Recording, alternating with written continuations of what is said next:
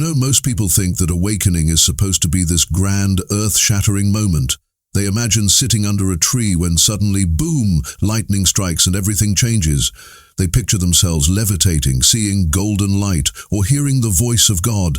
They think it is like something out of a movie, some dramatic transformation where you become an entirely different person overnight. But here is the thing that nobody tells you.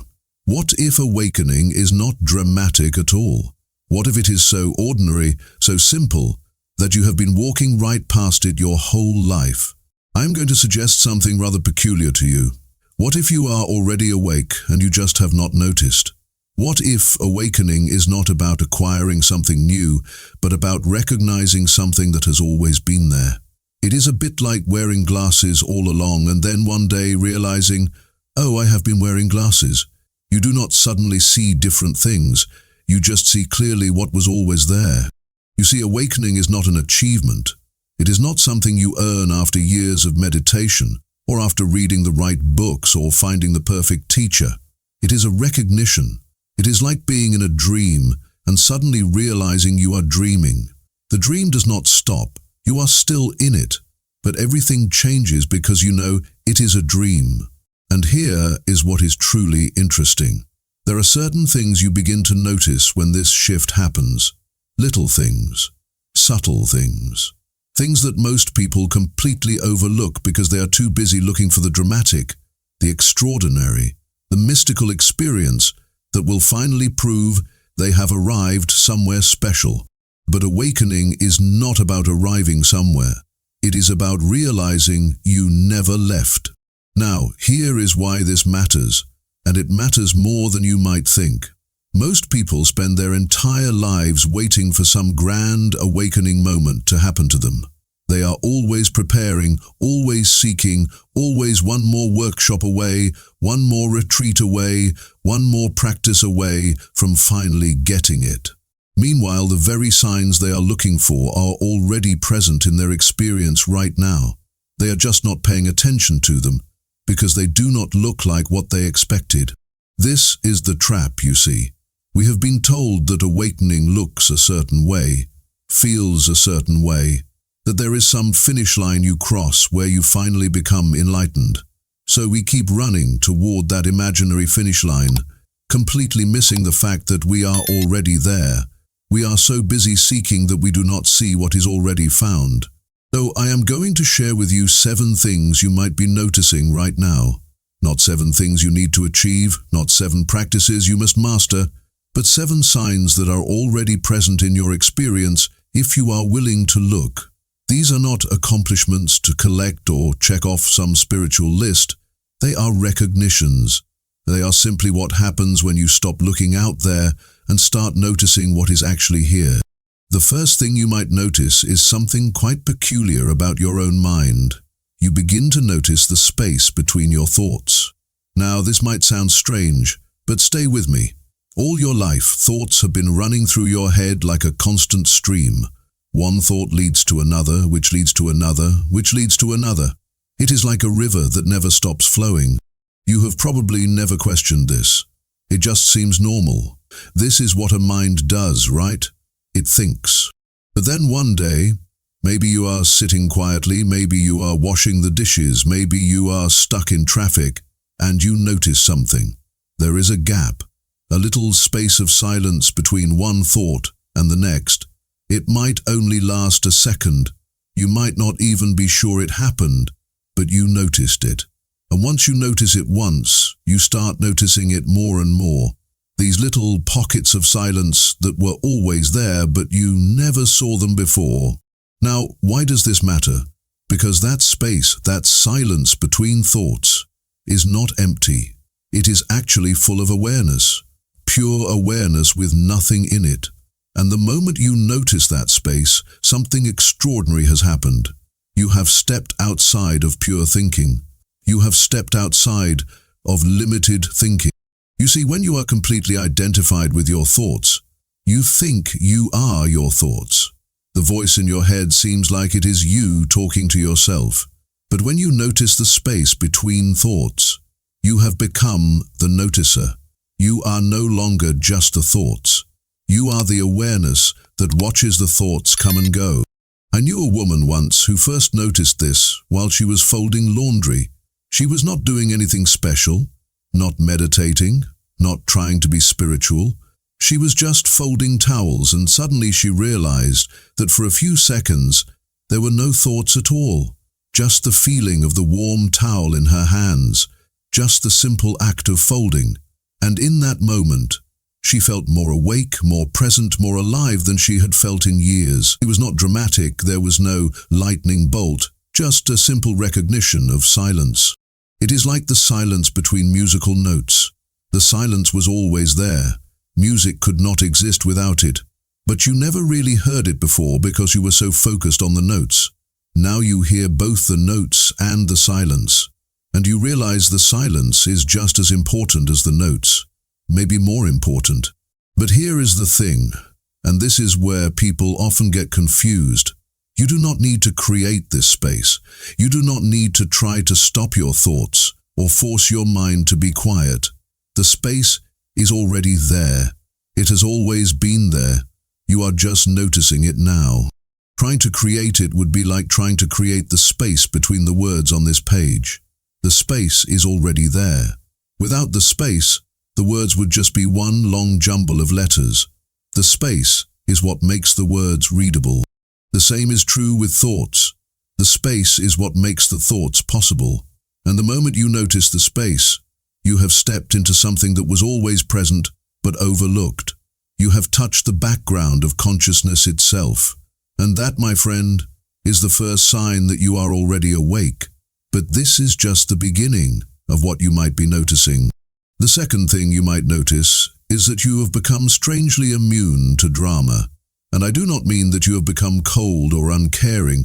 I mean something quite different. You might notice that when people come to you with their problems, their conflicts, their urgent crises, something in you remains calm. Not because you are forcing yourself to be calm, not because you are practicing some technique, but because you can see something that you could not see before. You can see the whole mechanism of it. Someone comes to you absolutely convinced that their problem is the most important thing in the world. Their boss is unfair, their partner does not understand them, someone said something hurtful, they did not get what they deserved.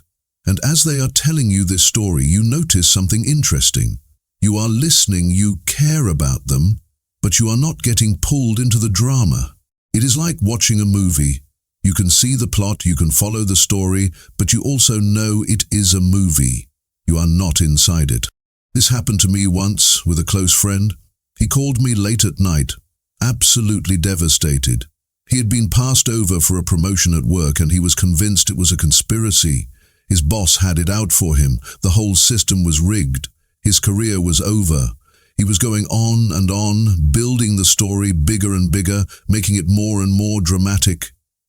And I was listening. I genuinely cared about his distress, but I could also see very clearly what was actually happening. He was creating a story to protect his ego from feeling inadequate. The story made him the victim, which meant he did not have to look at his own part in what happened. Now, a few years earlier, I would have gotten completely caught up in his story. I would have agreed with him, fed the drama, maybe even gotten angry on his behalf. But in this moment, I just listened. I did not argue with his story. I did not try to fix him or wake him up or point out what he was doing. I just stayed present with him while remaining completely outside the drama. And you know what? After about an hour of talking, he calmed down on his own. A few days later, he called back and said he realized he might have been overreacting. It is like watching children play fighting. The children are completely serious. To them, it is real. They are genuinely upset or genuinely trying to win. But you, watching from outside, you can see it is a game. You can see they are playing. And because you see this, you do not get alarmed. You do not jump in and try to stop them unless they are actually hurting each other. You just let them play it out. This is what happens when you wake up to the drama of human life. You see that people are playing out their stories, completely convinced the stories are real, and you have compassion for them because you remember what it was like to be inside your own stories. but you are not in there anymore. Now, people might misunderstand this. They might think you have become distant or cold, or that you do not care anymore. But actually, the opposite is true. You care more, not less, but you care from a place of clarity, rather than from being caught in the same storm. Real compassion does not mean drowning alongside someone who is drowning. Real compassion means standing on solid ground and offering them a hand. And you can only do that if you are not in the water yourself. This is one of those things that you cannot fake. You cannot pretend to be outside the drama while secretly being invested in it. But when it happens naturally, when you notice that the drama just does not hook you anymore, that is a clear sign. That is consciousness recognizing itself as separate from the content of consciousness. The awareness is no longer identified with the story, and that is awakening, right there, in that simple shift. The third thing you might notice is that time itself has become rather peculiar. Something has shifted in the way you relate to past and future. And this is not something you decided to do or practiced, it just happened. You might notice that the past no longer haunts you the way it used to. Those old stories you used to replay over and over in your mind, those regrets, those resentments, those moments you wished you could change. They are still there in memory, but they do not have the same grip on you anymore. It is like they have faded, lost their color somehow.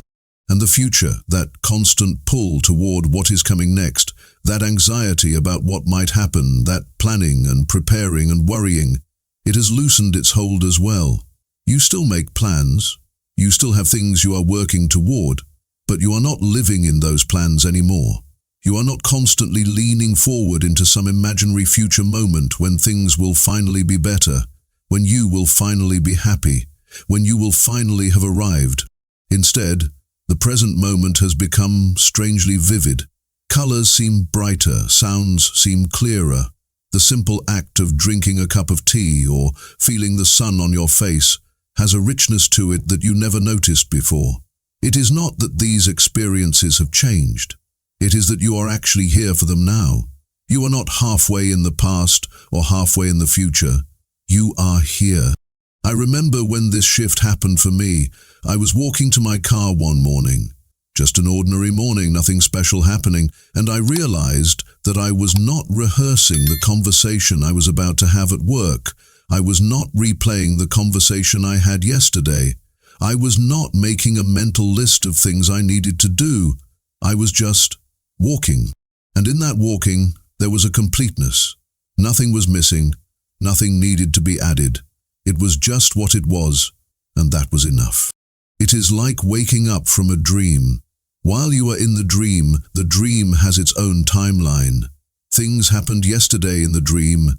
Things will happen tomorrow in the dream. The whole dream seems to stretch out in time. But when you wake up, you realize the entire dream, with all its past and future, was actually happening in a single moment, the moment of now, the only moment there ever was. This does not mean you become impractical or stop functioning in the world. You still show up for appointments. You still pay your bills on time. The alarm clock still works. But the suffering about time dissolves. That constant feeling of not having enough time, of being behind, of racing against the clock, it just falls away. Because you see that psychological time, the time in your head, was the prison. Clock time is just a tool. You use it when you need it, but you are not trapped in it anymore. People still ask you what time it is. You still catch trains and meet deadlines, but there is a freedom in it now.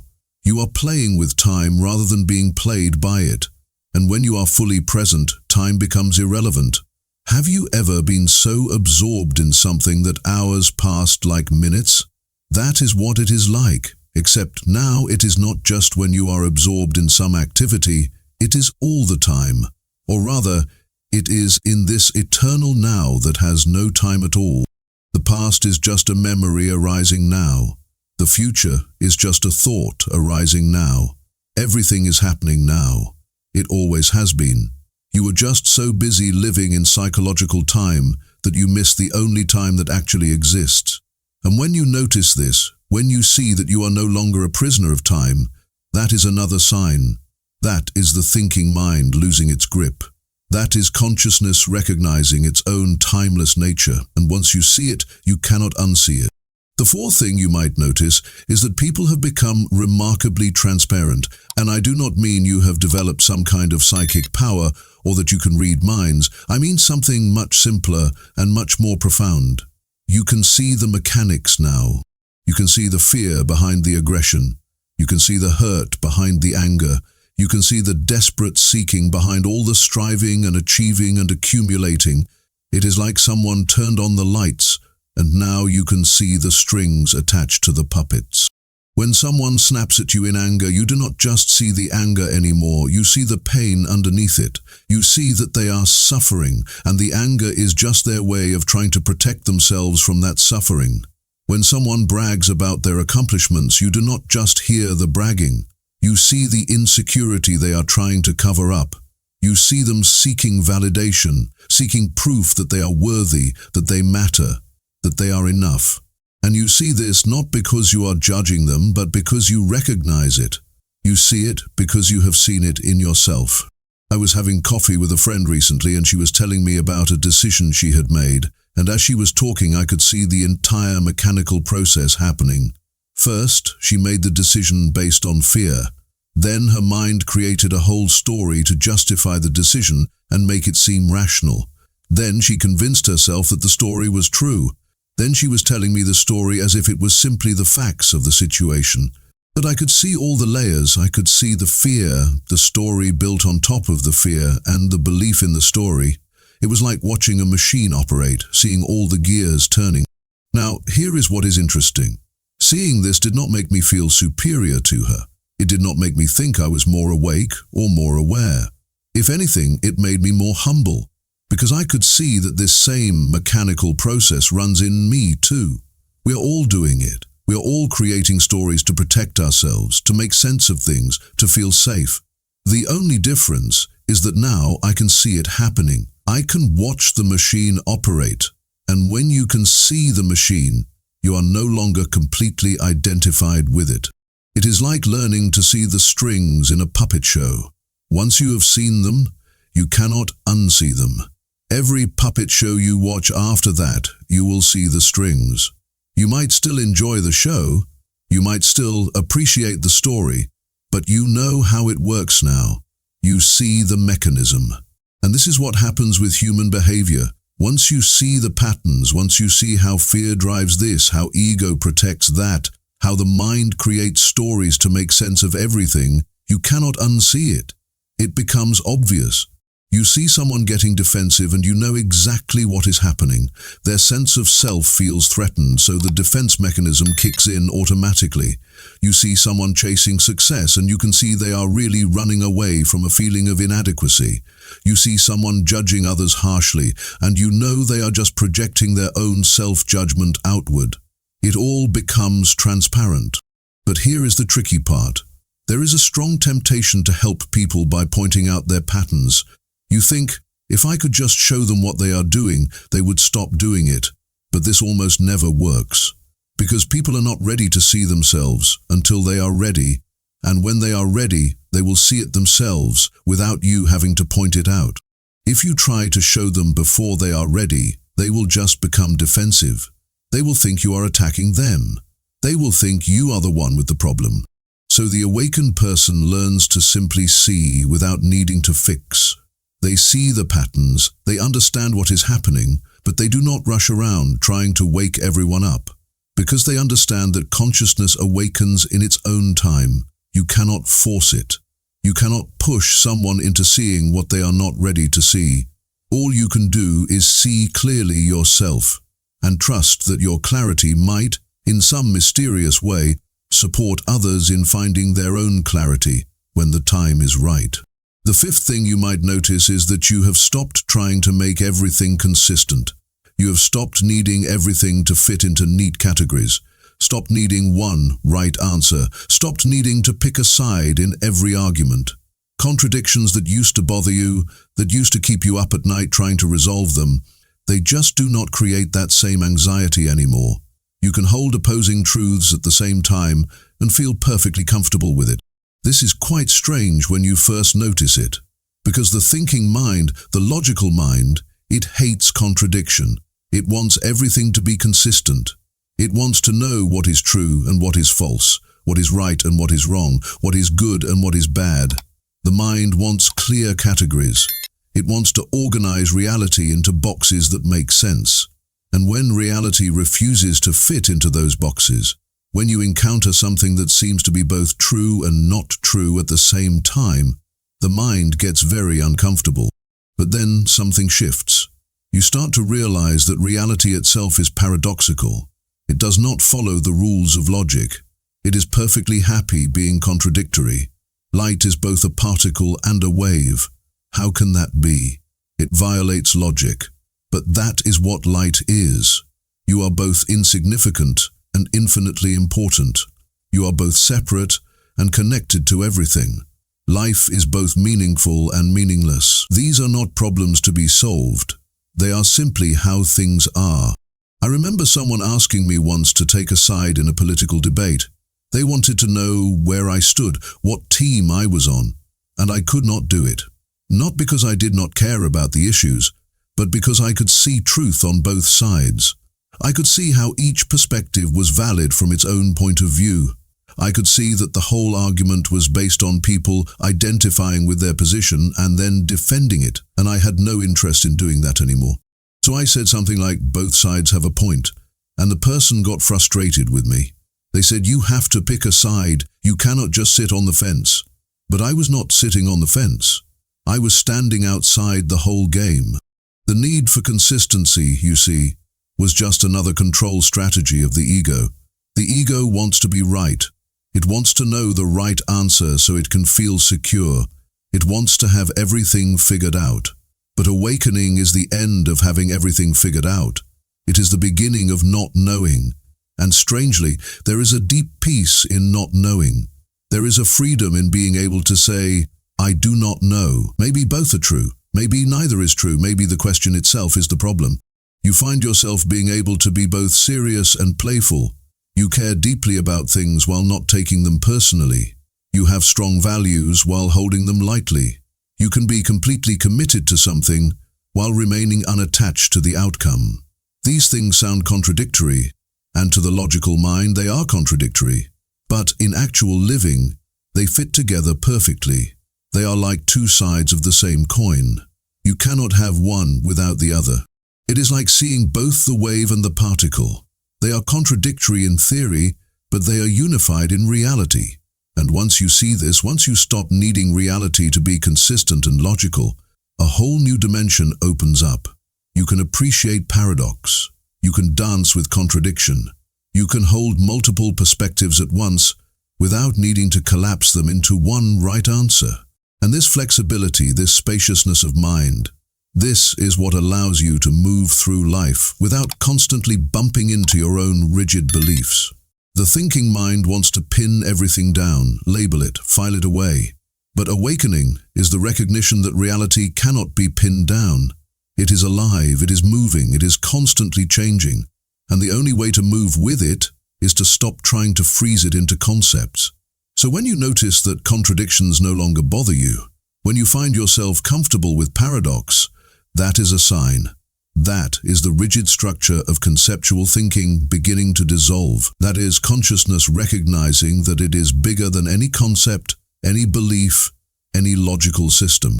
The sixth thing you might notice is something rather strange. You have lost interest in becoming anyone. All those self-improvement books that used to excite you, they bore you now. All those workshops and seminars about unlocking your potential and becoming your best self, they do not call to you anymore. Not because you have given up on life, not because you have become lazy or resigned, but because the whole project of self-improvement has revealed itself to be somewhat ridiculous. You see, self-improvement is based on the assumption that there is a self that needs improving. There is this person you are now, and there is this better person you could become if you just work hard enough, if you just follow the right steps, if you just fix all your flaws and develop all your strengths. The entire industry is built on this idea. But when you wake up, you see something that undermines the whole thing. There is no fixed self to improve. What you call yourself is just a pattern, a collection of habits and memories and stories. It is like trying to improve a river by rearranging the water. By the time you have rearranged it, it is different water. I was cleaning out my bookshelf a while ago and I came across all these books I had collected over the years. How to be more confident, how to be more productive, how to find your purpose, how to overcome your fears. I had read them all, underlined passages, taken notes, tried to apply the lessons, and standing there looking at them, I just started laughing, because I suddenly saw the absurdity of it all. All those years, I had been trying to become someone else, trying to fix this imaginary broken self, when there was nothing wrong in the first place. It was like trying to find your glasses while you were wearing them. The irony is that you do improve, but you improve by giving up improvement. You become more authentic, more genuine, more at ease, but not because you worked on becoming those things. It happens naturally when you stop trying to be anything other than what you are. It is like when you stop trying to fall asleep, and sleep just comes. The effort was the obstacle. This does not mean you stop growing or learning. You still acquire new skills. You still develop as a person. But there is no longer this heavy project of self-improvement hanging over you. No longer this feeling that you are not good enough as you are. No longer this constant measuring of yourself against some imagined ideal. You are just living, just responding to life as it comes, just being what you are in this moment. And somehow that is enough, more than enough. The self you were trying to improve never existed. It was just a thought, a story, an image in your mind. And when you see this, the whole exhausting project of self-improvement falls away. You are free to just be. And in that freedom, you become more truly yourself than you ever were when you were trying to become yourself. The seventh thing you might notice is that you have fallen in love with silence. And I do not mean just the absence of noise. I mean something deeper. You have stopped needing to fill every gap with something. You do not need the television on in the background anymore. You do not need music playing constantly. You do not need to check your phone every few minutes. You do not need to be constantly entertained or distracted or stimulated. Silence, which used to feel empty or uncomfortable or even a bit frightening, has become delicious. This is quite telling, actually, because most people are terrified of silence. They will do almost anything to avoid it. They keep themselves busy, keep their minds occupied, keep noise or activity or something happening at all times. And if you ask them why, they might not even know. They just know that silence feels uncomfortable. It feels like something is missing. It feels lonely or boring or somehow wrong. But here is what is actually happening.